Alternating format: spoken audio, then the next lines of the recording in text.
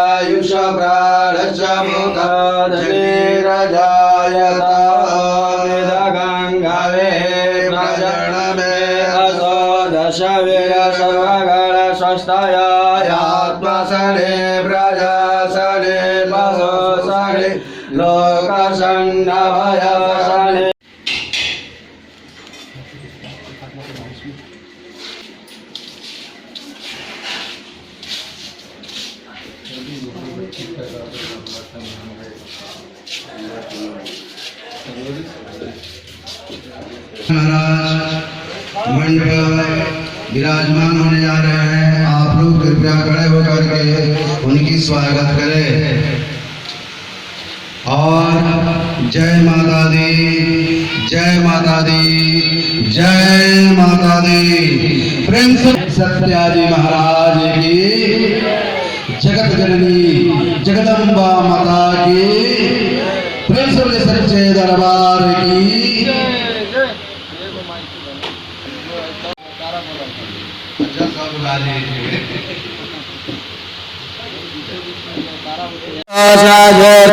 परेश्वर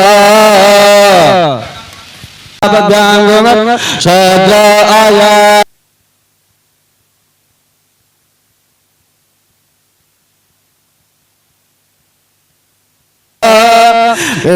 माँ की कथा की शुरुआत आज द्वितीय सत्र, द्वितीय दिवस। हम कितने भाग्यशाली हैं कि द्वितीय दिवस सब दिया है। और सबसे बड़ी बात, ये 5 रत्न आपको दिया है भगवान ने। और मैंने सुना है,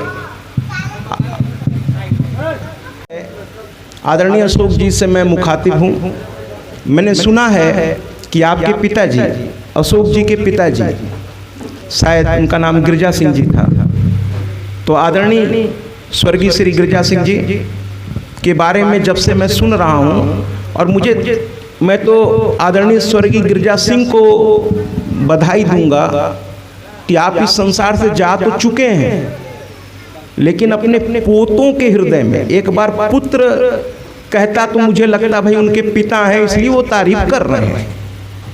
तो फिर एक पुत्र अगर पिता की तारीफ करता तो मुझे कोई आश्चर्य नहीं होता, मुझे लगता कि ये तो उनका कर्तव्य है।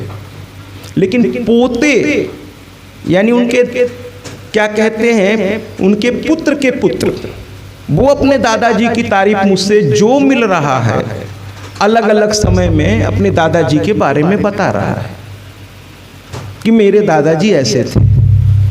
तो आदरणीय अशोक सिंह जी, आप बहुत भाग्यशाली हैं कि आपको ऐसे बच्चे मिले हैं।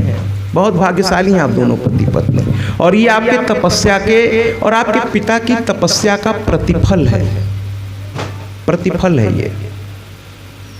मैं न जाने कितने प्रदेशों में हम लोग गए हैं, न जाने कितनी कथाएं की है, एक से एक आदरणीय परिवार में मैं गया हूँ, है ना। माँ के अनन्य भक्त है, माँ के भक्तों की कोई सीमा नहीं है।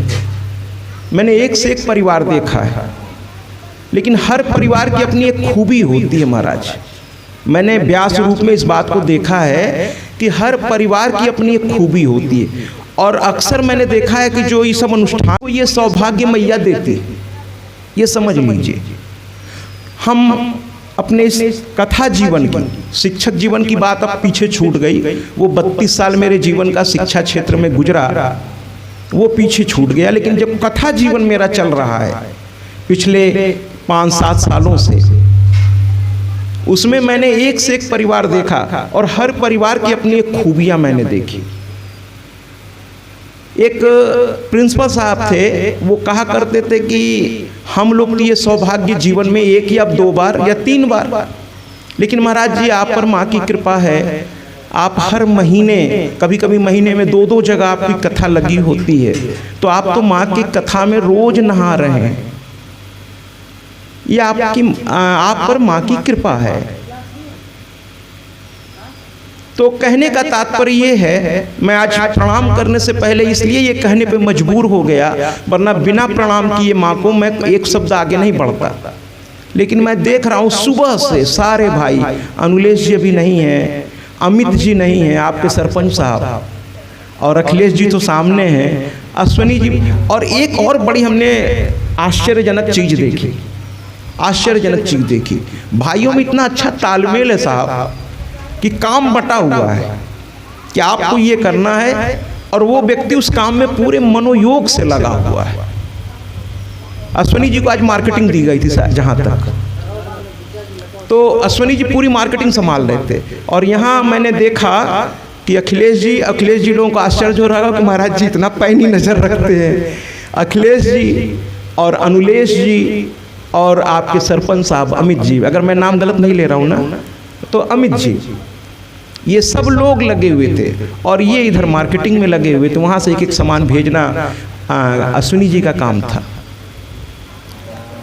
तो जहाँ इतना अच्छा तालमेल हो महाराज, वहाँ ये जो दोबारा पंडाल सजा है उसकी दिव्यता तो देखिए।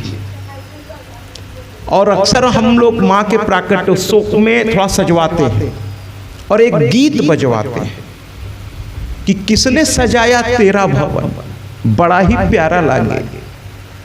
लेकिन न मेरा मन तो कर रहा है कि आज ही इस गीत को बजवाया जाए, लेकिन अभी चूंकि मैंने प्रणाम नहीं किया है इसलिए गीतों को भी मैं बजाऊंगा नहीं, पहले तो मैं माँ को प्रणाम करूंगा। तो आइए सर्वप्रथम माँ को हम लोग प्रणाम करते हैं। आप सभी हाथ जोड़ेंगे क्योंकि अब माँ को प्रणाम करते हैं, जिसके लिए आप लोग भी अपने अपने घर से, कोई कहाँ से, कोई कहाँ से, धीरे धीरे ये क्षेत्र के लोग और आएंगे। मैं तो अभी एक और गांव में गया था, अमुआ बादा के पास, अतर्रा के पास, वहाँ के एक किसान थे। भगवान ने उनको कम तो नहीं दिया था लेकिन ज़्यादा भी नहीं था उनके पास। मैं ये उदाहरण इसलिए दे रहा हूँ कि जरूरी नहीं है कि बहुत पैसा हो तो ही ये कथा हो सकती है, ना ना ना, भाव होना चाहिए। अगर आप में भाव है ना महाराज, तो मैं खुले मंच से, पूरी दुनिया देख रही है, मैं आपको विश्वास दिलाता हूँ, और व्यासों के बारे में तो मुझे नहीं मालूम, लेकिन मैं आपको विश्वास दिलाता हूँ कि अगर आप में भाव है तो ये सत्य आपका साथ देने के लिए तैयार है।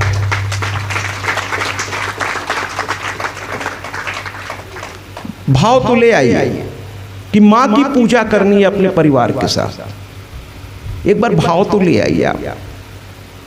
और मैंने कल भी कहा था, जहां भ से भाव और भ से भगवान, जहां भाव वहीं भगवान। तो पैसे की कमी की वजह से किसी माँ के भक्त का मन टूटने नहीं दूंगा जब तक मैं जिंदा हूं। आप भाव ले आइए, मेरा फोन नंबर लीजिए, और मैं कह नहीं रहा हूं, आजमा के देख लीजिएगा। बस मेरे पास वो डेट खाली हो जिस डेट में आप चाहते हैं। इसलिए अगर मुझसे कभी संपर्क करना हो कथा संबंधित, तो कम से कम 3 महीना पहले, 3 महीने की मेरी डेट्स लगी होती हैं आगे की, तो 3 महीना पहले मुझसे संपर्क करिए और आप कहिए कि मैं भी माँ को बुला। आज बड़ा प्यारा ये ऑडियो वाले गाना बजा रहे थे, पवन सिंह का गाना था, कब अबू मैया हमरे, ऐसे कुछ था लाइन वो हैं। तो भाव ले आइए महाराज, पैसे से नहीं भाव से चीजें होती। लोग कहते हैं ना कि नहीं पैसा हो तो, भाव हो तो। हमने दुनिया में बहुत सारे पैसे वालों को देखा है जिनमें भाव नहीं है, उनके यहाँ नहीं हो पाता। पैसा आजकल संसार में बहुतों के पास हो गया है, लेकिन भाव की कमी है, भाव की कमी है। मैं इस बात को इसलिए कह रहा हूँ कि जिस पैसे के लिए, मैं आपको एक छोटी सी बात यहाँ जरूर करना चाहूँगा कि सिकंदर जो विश्व विजय करने निकला था, लेकिन जब वो मरने लगा तो उसने कहा कि मेरी दोनों हाथ को कफन से बाहर निकाल देना। तो लोगों ने पूछा ऐसा क्यों? क्योंकि मरने के बाद आदमी के शरीर को सीधा कर दिया जाता है, उसके हाथ पैर सब तुरंत सीधे करने पड़ते हैं, क्योंकि अगर थोड़ा देर हो गया तो फिर शरीर कड़ा हो जाता है, तो फिर सीधा नहीं हो पाता। तो मृत्यु के बाद मृत्यु शैया पे लिटाते समय आंख बंद कर देना चाहिए। मुंह खुला हो तो कोशिश करिए तुरंत बंद करिए, वरना बाद में बंद नहीं होगा, क्योंकि प्राण अलग अलग जगहों से निकलते हैं शरीर के। अब ये भी एक रहस्य है कि प्राण तो एक ही है, शरीर भी एक है, लेकिन किसी का मुंह से निकलता है, किसी का आंख से निकलता है, किसी का ब्रह्मांड फाड़ के निकलता है, और किसी किसी का मल मूत्र वाले जगह से भी प्राण निकलते हैं महाराज। अब आप ये जानना चाहेंगे कि ये अलग अलग स्थान से प्राण क्यों निकलता है। चलिए बता देता हूँ, जबकि अभी प्रणाम मैंने नहीं किया है, बता देता हूँ क्योंकि प्रसंग आ गया। जिन्होंने जीवन में कभी कोई पुण्य नहीं किया है, जिन्होंने पूरा जीवन दूसरों को सताने में न जिएंगे न जीने देंगे में विश्वास किया है, जिन्होंने पैसा को ही सब कुछ समझा है, पैसे के लिए वो कुछ भी करने को तैयार है महाराज। मेरी बात नोट करा के मुझसे साइन करा लीजिएगा रसीदी टिकट पर। उनका प्राण जब भी निकलेगा मल मूत्र के रास्ते से ही निकलेगा, गंदी जगह से उनका प्राण निकलेगा। इसकी पहचान क्या है कि मृत्यु के बाद अगर मल के रास्ते से निकला तो शरीर से मल बाहर आ जाएगा, वो दरवाजा खुल जाएगा, माने समझ लीजिए प्राण यहाँ से निकला है। अगर मूत्र के रास्ते से निकला तो फिर वहाँ पर मूत्र आपको दिखाई देगा, समझ लीजिएगा कि इस आत्मा को अब शांति मिलने वाली है नहीं। लेकिन अगर मुख से निकला, मुख खुल गया, मरने के बाद ये देखिएगा बाज के बाद, और कुछ विद्वान होंगे जो ये जानते होंगे तो देख लेते होंगे, अगर मुख खुला रह गया इसका मतलब ये है कि मध्यम श्रेणी का वो व्यक्ति है, यानी उसने पाप और पुण्य दोनों बराबर कमाए हैं, मध्यम श्रेणी, लेकिन कम से कम उस नीच श्रेणी से तो ऊपर है। मुंह से अगर निकला था, अगर आंखें खुली रह गई महाराज, लेकिन उसमें भी ध्यान दीजिएगा, अगर भय से खुली रह गई तब उसको ये संकेत मत मानिएगा, वो समझ लीजिएगा यम को देख लिया, भय के मारे आंखें चौड़ी हो गई, वो संकेत नहीं। जिसकी आंखें शांति हो, चेहरे पे प्रसन्नता हो, मरते समय चेहरे भी देखिए अलग अलग होता है महाराज। कुछ लोगों का चेहरा मरने के बाद विकृत हो जाता है और कुछ लोगों का चेहरा स्माइल हो जाता है। मरते समय तकलीफ सबको होती है, शरीर जब इस शरीर में प्रवेश करता है तब भी तकलीफ होती है, लेकिन उस समय हम लोग माँ के गर्भ में रहते हैं, बहुत छोटे होते हैं, अभी तो भ्रूण से मानव रूप लेते हैं, इसलिए उस समय के दर्द को हम बयां नहीं कर पाते, वो माँ के गर्भ में हम लोग रहते हैं। पहली बार जब आप हलचल करते हैं तो माँ को महसूस होता है, अपने पेट पे हाथ रख के कहती है आज बच्चा मूवमेंट कर रहा है, तो उस समय भी तकलीफ होती है आत्मा जब शरीर में प्रवेश करती है, लेकिन वो तकलीफ हमको एहसास नहीं होता। और जैसे जैसे हम उस गर्भ में बड़े होते हैं तो तकलीफ हमको एहसास होने लगता है। तो आप देखिए जब जन्म लेने से पहले बच्चे का हाथ ऐसे रहता है, अगर आप अब तो मना कर दिया गया अल्ट्रासाउंड कराना, क्योंकि लोगों ने उसका गलत उपयोग किया, जबकि वो बच्चे के स्वास्थ्य को देखने के लिए शुरू किया गया था, लेकिन लोगों ने भ्रूण हत्या शुरू कर दी कि लड़की है तो इसको गर्भ में ही मार डालो, लड़का है तो ठीक है मारा।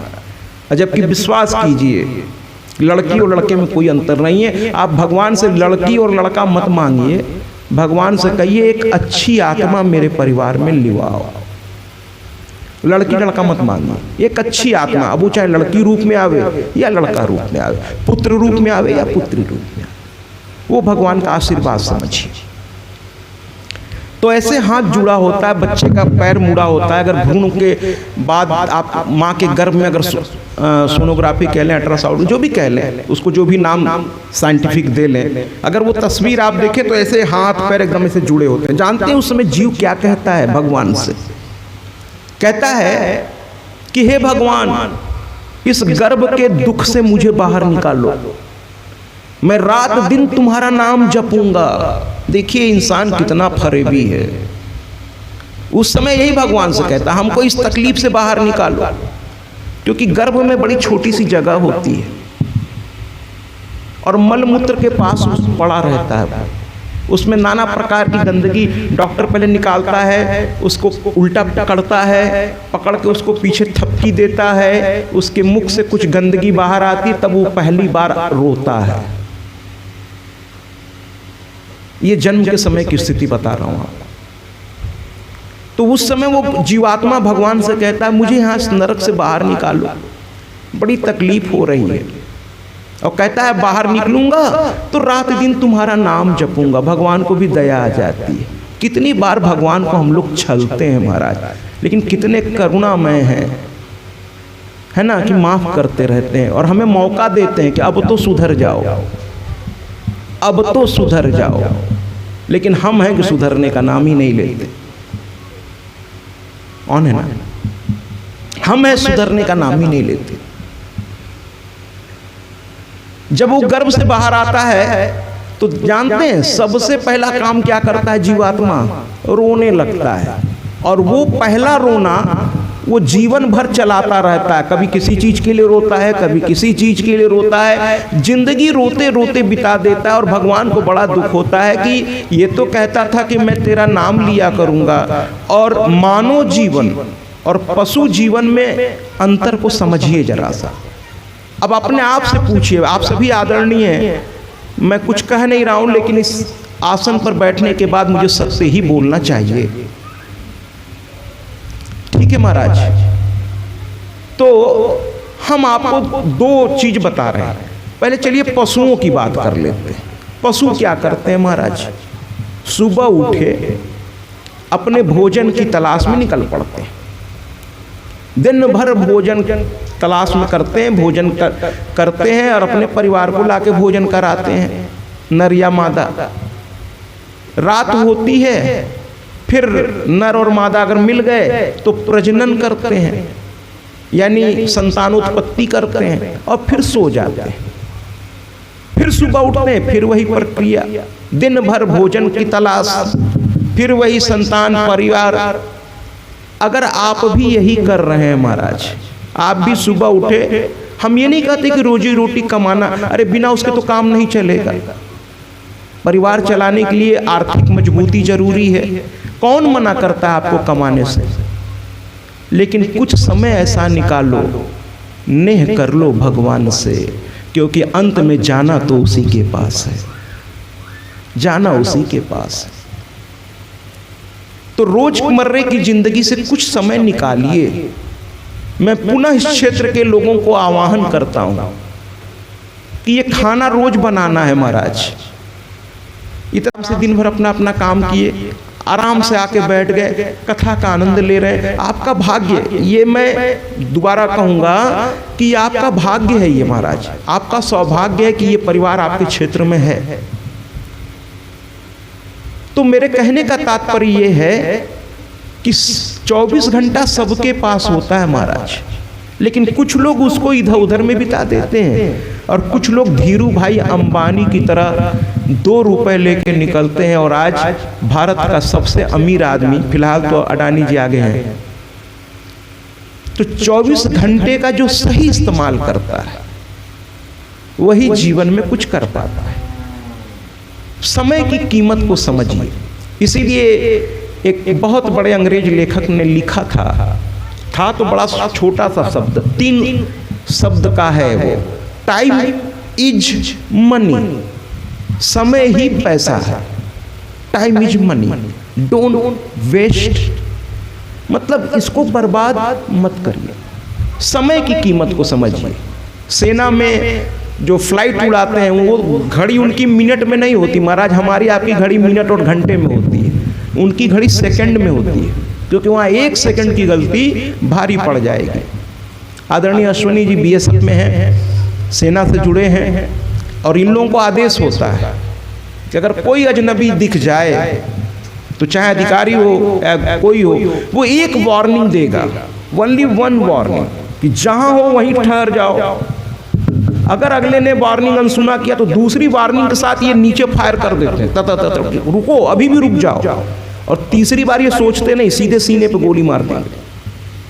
पता नहीं कौन है, मेरे मना करने के बावजूद चला आ रहा है बॉर्डर पे। मतलब पूरे बॉर्डर की सुरक्षा बीएसएफ के हाथ में होती है, बहुत बड़ी जिम्मेदारी है। अगर ये चूके तो हमारा आपका जीना हराम कर देंगे शत्रु। ये अपने सीने पर झेल कर हर कुछ हमको आपको सुरक्षित रखते हैं। तो वापस आइए कथा की ओर चलते हैं। लेकिन मैं ये बात इसलिए कहा, एक तो मैं इनके इस परिश्रम और इस समर्पण से इतना प्रभावित हुआ, और दूसरा मैं बार बार क्षेत्र के लोगों का आह्वान करता हूं कि आज दूसरा आदिशक्ति जगत जननी माँ जगदम्बा, मैं आपको प्रणाम करता हूं।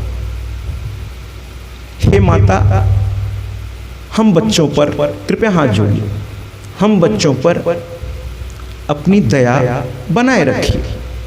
हे आपके ही माँ की कथा और समस्त मातृशक्तियों की कथा लेकर के माँ के श्री चरणों में और आपके आशीर्वाद तले आज के इस द्वितीय सत्र का मैं प्रारंभ करता हूँ। हे देव, हे समस्त शक्तियाँ, हे मेरी माँ, मुझे शक्ति दो और आदेश दो कि मैं इस कथा के द्वितीय सत्र का प्रारंभ कर सकूं।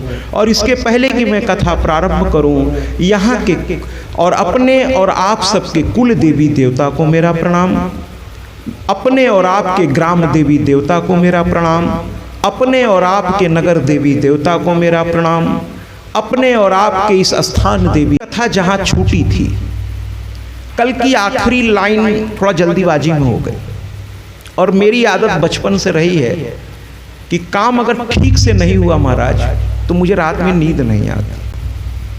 कल थोड़ा देर से कथा शुरू हुई, और अंतिम कथा में थोड़ी सी एक मैया 5-10 मिनट में थोड़ी जल्दीबाजी कर बैठी, और उन्होंने मुझसे कह दिया, और मैंने भी थोड़ा सोचा कि लगता है देर हो रही है, तो अंतिम लाइन, जबकि आपको तो यही लगा कि कथा पूरी हो गई, लेकिन टेक्निकल जानकारी मुझे है कि वो कथा, वैसे तो रामचरितमानस एक लाइन में पूरी की जा सकती है।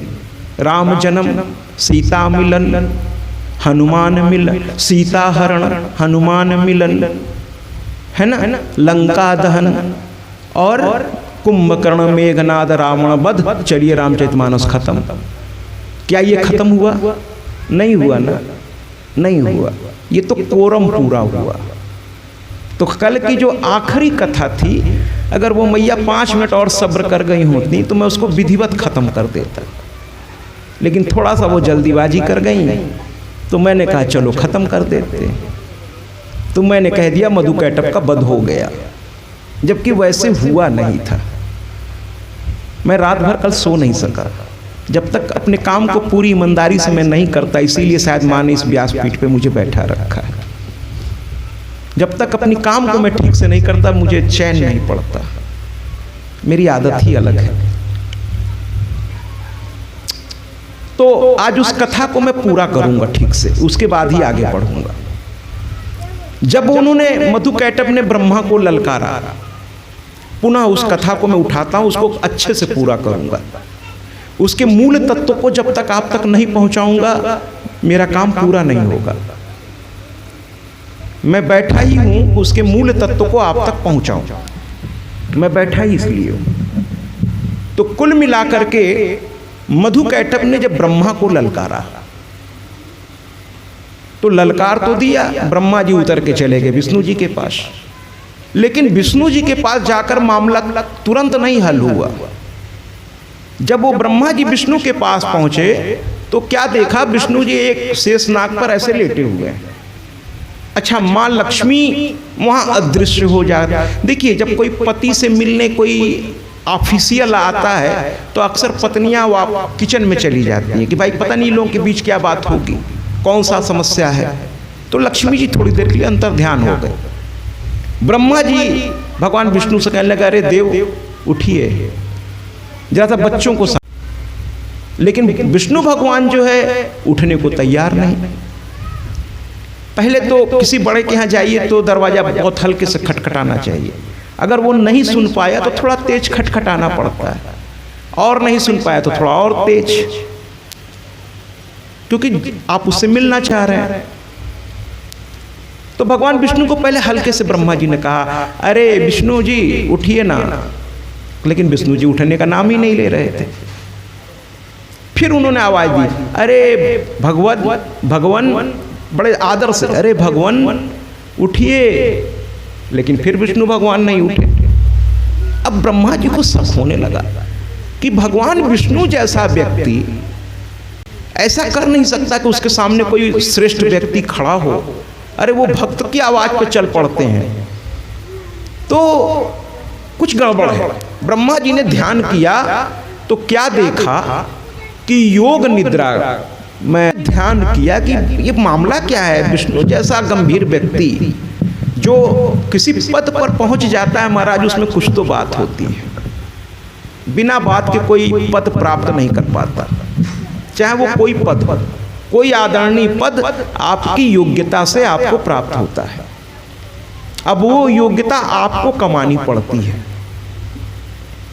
तो भगवान विष्णु ने भी क्या किया था उस पर हम बाद में आएंगे। उस योग्यता को पाने के लिए वो भी मैं सुनाऊंगा आपको कि कैसे विष्णु और हमारा वेद जानते हैं। एक बड़ी मजेदार बात आपको बताऊं कि वेद का पहला आदेश हम मानवों के लिए जानते हैं क्या है? वेद का पहला श्लोक। चलिए ना थोड़ा और गंभीर चर्चा कर लेते हैं आज, थोड़ा विद्वानों की वाली चर्चा हो, थोड़ा 1-2 मिनट। बाकी तो मैं जनमानस की भाषा ही बोलने की कोशिश करता हूँ, क्योंकि बड़ी हाथ जोड़कर विनम्रता से मैं कहना चाहता हूँ कि मैं अपनी विद्वता दिखाने नहीं आया, मैं तो आपको माँ के नज़दीक ले आने के लिए सरल भाषा में माँ के बारे में बताकर माँ से आपको जोड़ने आया हूँ। लेकिन कहीं कहीं थोड़ा करना पड़ता है। जैसे वेद का पहला वेद शुरू होता है और वेद ब्रह्मा जी के मुख से प्रकट हुआ। इसको किसी ने लिखा नहीं था, केवल इसका विभाजन किया था वेदव्यास ने। 4 उसमें विभाजन कर दिया था, लेकिन इसका लेखक कोई नहीं है महाराज। विभाजन किया गया था, ये प्रकट हुआ है, ये देववाणी है, ये ईश्वरी वाणी है। इसलिए वेद समय निकालकर नहीं उसकी संस्कृत समझ में आवे, बहुत क्लिष्ट है, तो उसका हिंदी रूपांतरण। और आजकल तो मोबाइल का जमाना है महाराज, डाउनलोड कर लीजिए PDF पे और पढ़िए ना कि वेद कहता क्या है हम लोगों से। पहला आदेश वेद का थोड़ा कठिन होगा, लेकिन मुझे उम्मीद है आप लोग बड़े आसानी से उसको समझेंगे। आप सभी विद्वान हैं, आदरणीय हैं। वेद का पहला आदेश कहता है मनुर्भवः। बहुत छोटा 2 शब्द कहा वेद ने, पहला शब्द है, यानी देव भगवान ने पहला आदेश हम लोगों को क्या दिया महाराज? कहते हैं मनुर्भवः। मैं फिर दोहरा रहा हूं, भगवान का चूंकि आदेश है हम इंसानों के लिए। मनुर्भवः यानी भगवान को भी पता था कि एक दिन इंसान इस भौतिकवादी संसार में घिरते घिरते मनुष्य होकर मनुष्य ही नहीं रह जाएगा। भगवान को भी ये बात पता थी, भगवान को भी ये पता था। इसीलिए उन्होंने वेद में पहला लाइन लिखा मनुर्भवः। बड़ा मजाक जैसा लगता है ये बात, जब विद्वानों में गोष्ठी होती है हम लोगों के बीच, कहीं बैठ के संतों के बीच, तो हम लोग इस पे बड़ा चर्चा करते हैं कि भगवान कहते हैं मनुष्य से। ये तो वही बात हुई कि किसी का नाम मान लीजिए राम नारायण है और उससे आप पूछिए, अरे राम नारायण तुम्हारा नाम क्या है भाई?